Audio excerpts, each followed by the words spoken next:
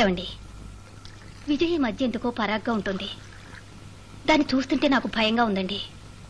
ఇవాళ విజయం తీసుకుని మీ ఇంటికి వస్తాం, వివాహం గురించి మాట్లాడతామని మీ చెల్లెలు గారింటికి వెళ్ళి చెప్పేసి వచ్చాను. ఇవాళ సాయంత్రమే వెళదాం, మాట్లాడదాం. ఏమిటది నా ఇంతగా ఆలోచిస్తున్నారు? విజయ్ ఎప్పుడు పుట్టిందో అప్పుడే అందరం అది మీ ఇంటి కోడలు అనుకున్నాం కదా. ఇందులో ఆలోచించడానికే ఉంది. విజయ్ అభిప్రాయం అడగాలిగా. దాని అడగడం దేనికి?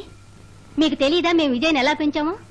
అది మా అమ్మాయి, కన్నవాళ్ల మాటకి ఎదురే చెప్పదు. మీరంటున్నది నిజమే, కానీ మన విజయ పట్నం వెళ్లి పెద్ద పెద్ద చదువులు చదివొచ్చింది. పట్టాభి అంతగా చదువుకోలేదు. పొలం, వ్యవసాయం, ఆవులు, బర్రెలు అంటూ పెరిగాడు. ఎందుకైనా విజయన్ ఒక మాట అడగండి. నువ్వంటున్నది న్యాయమే. విజయ, నీ ఉద్దేశం ఏంటమ్మా?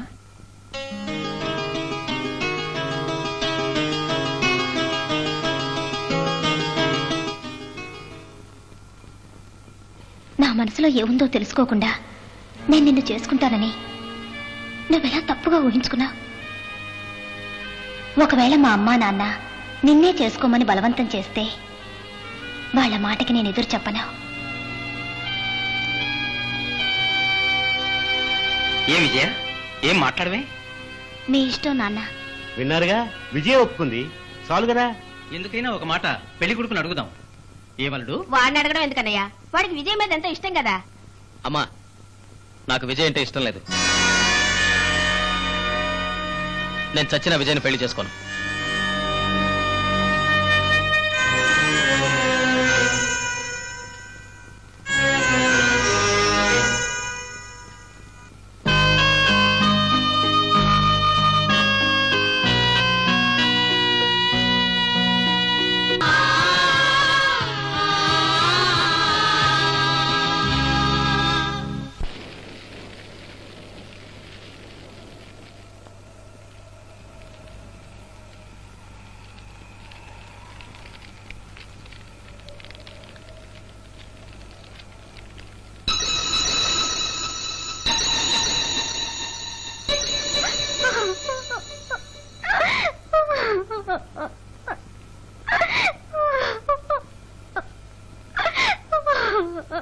విజయ,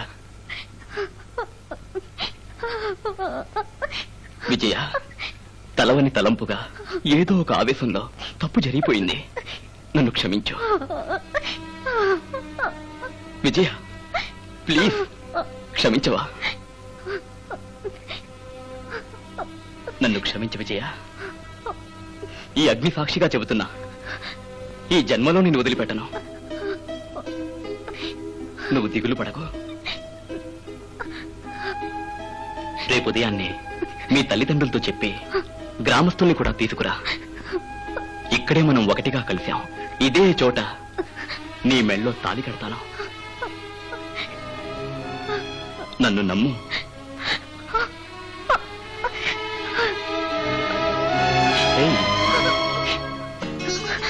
విజయ, నా గురించి నువ్వు సందేహపడొద్దు. ధైర్యంగా ఇంటికి వెళ్ళు.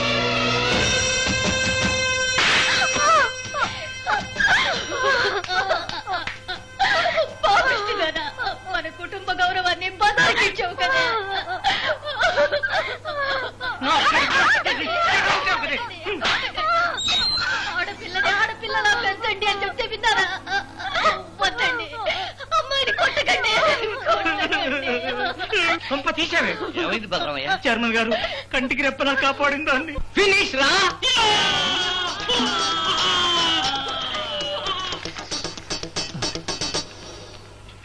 ఆ చండాలుడు ఇటువంటి వాడో ఏమో తెలియదే. కమాన్ కమాన్,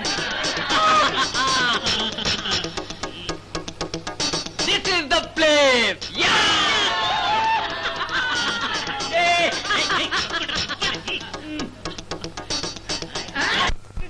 ఇప్పుడు నేనేం చెయ్యను, ఇప్పుడు నేనేం చెయ్యను. బలరామయ్య, నా మాట విను.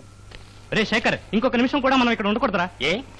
ఏమా, ఇది పట్నం కదరా, పల్లెటూరు. నువ్వు ఆ అమ్మాయిని చేర్చావని ఈ గ్రామస్తులకు తెలిసిందనుకో, ఊరి వాళ్ళంతా ఒకటిగా చేరి నిన్నే కాదు మా అందరినీ కూడా ఇక్కడే పాతేస్తారా. పిల్లలు తీసుకుని ఇప్పుడే వెళదాం. రండి, నేనున్నాను. రామ్మా రా. విజయ, అయ్యో. రండి, ప్లీజ్. చైర్మన్ గారు, రామ్మా, రండి.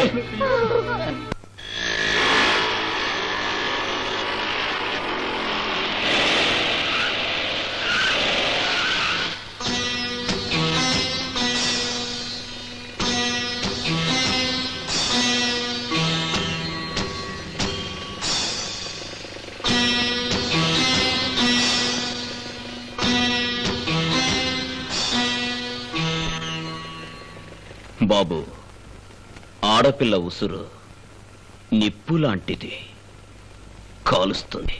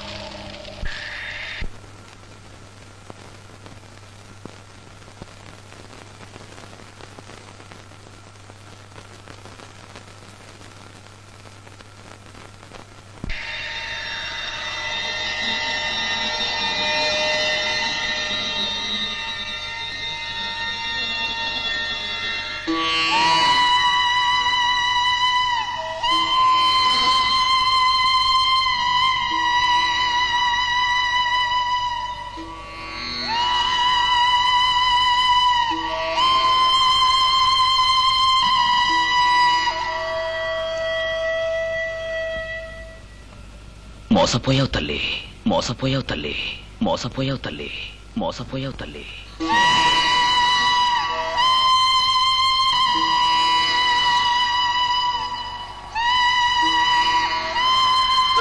కోసి పాపిష్టిదానా, సర్వనాశనమైందే. నిప్పు లాంటి మన కుటుంబానికి మత్తు తీసుకొచ్చావు కదే. రేపటి నుంచి మీ నాన్న ఈ ఊళ్ళో ఎలా తలెత్తుకు తిరుగుతారు?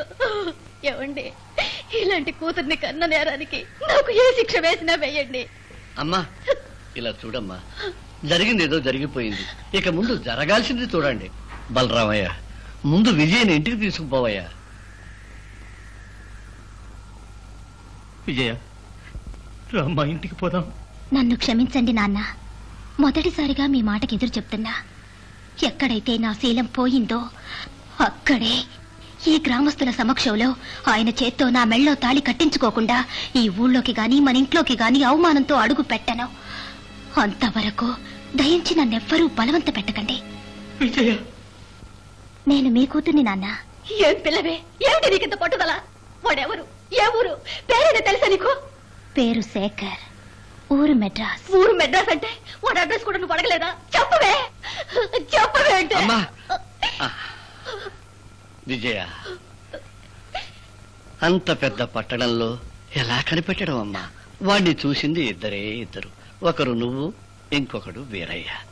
వీరయ్య ఈ ఊరు వదిలిపెట్టి ఎక్కడికి పోనంటూ విరక్తి భావంతో బతుకుతున్నాడు. నువ్వు తాళి కట్టేంత వరకు ఈ చోటు వదిలి కదలంటూ మొండి పట్టు పడుతున్నావు. మరి ఎలాగమ్మా వాడిని కనిపెట్టడం? ఏమయ్యా, మీరెవరైనా వాడిని చూశారా? నేను చూశానండి. నువ్వు చూసావా? అవునండి, విజయ కుర్రాడు కలిసిమెలిసి తిరగడం నేను చూశానండి. ఏమ్మా, మళ్ళీ ఆ కుర్రాడు కనబడితే నువ్వు అని గుర్తుపట్టగలవా? తప్పకుండా గుర్తుపడతాను. విజయ, నువ్వేం దిగులు పడకు. నేను రాము, మూర్తి వీళ్లతో కలిసి పట్నం వెళ్లి ఏదో విధంగా శేఖర్ని కనిపెట్టి నీ మెళ్ళో తాళి కట్టేట్టు చేస్తాను. కనకం, వీళ్లతో కలిసి మనము పట్నం వెళ్దాం. ఆగండి. ఇలా చూడండి బలరామయ్య, అందరూ పోతే నానా రభస అవుతుంది. నా స్నేహితుడు శేషాద్రి మెడ్రాసులోనే ఉంటున్నాడు. వాడు చాలా పలుకుబడి గలవాడు. నేను వాడికి ఒక ఉత్తరం ఇస్తాను. పట్టాభి, ఈ అమ్మాయి, రాము, మూర్తి వీళ్ళు నలుగురు పోతే చాలు. విజయ తల్లిదండ్రులకు సాయంగా కొంతమంది ఇక్కడే ఉండండి, మిగతా వాళ్ళు ఇళ్ళకపోండి. ఇలా చూడమ్మా, ఆ ఊళ్ళో ఆ కుర్రాన్ని గుర్తుపట్టాల్సిన బాధ్యత నీది. మిగతాది శేషాద్రి చూసుకుంటాడు. మీరంతా ఇంటికి రండి, లెటర్ ఇస్తాను. సరే అండి. ఇప్పుడే మెడ్రాస్ బయలుదేరండి. అంతా అలా ఇష్ట ప్రకారం జరుగుతుంది. రా పట్టాభి.